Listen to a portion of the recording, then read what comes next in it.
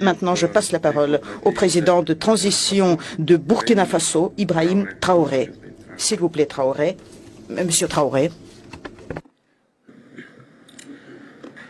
Camarade président Vladimir Poutine, camarade président chef d'État africain, camarade chef de délégation, bonjour. C'est un honneur pour moi ce matin donc de prendre la parole ici et de vous passer donc le salut fraternel du peuple du pays des hommes intègres.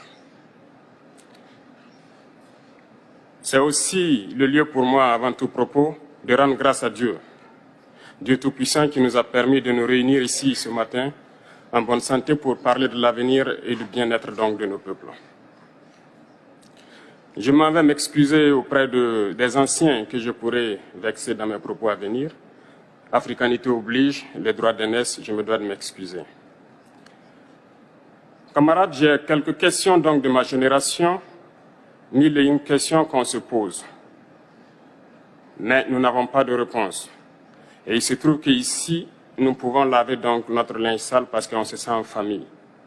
On se sent en famille en ce sens que la Russie est une famille aussi pour l'Afrique. C'est une famille parce que nous avons la même histoire. La Russie a consenti d'énormes sacrifices pour libérer le monde du nazisme pendant la Seconde Guerre mondiale.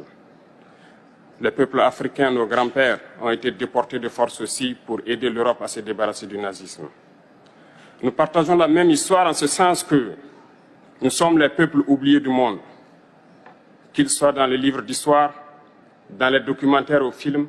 On tend donc à balayer le rôle prépondérant qu'a joué la Russie et de l'Afrique dans cette lutte contre le nazisme.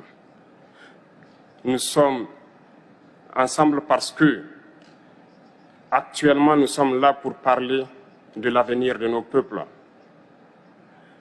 de ce qui va advenir demain, de ce monde libre auquel nous aspirons, de ce monde sans ingérence dans nos affaires internes. Nous avons les mêmes perspectives et je souhaite que ce sommet soit l'occasion donc de pouvoir tisser de très bonnes relations en vue d'un meilleur avenir de nos peuples. Les questions que mes générations se posent sont les suivantes, si je peux me résumer.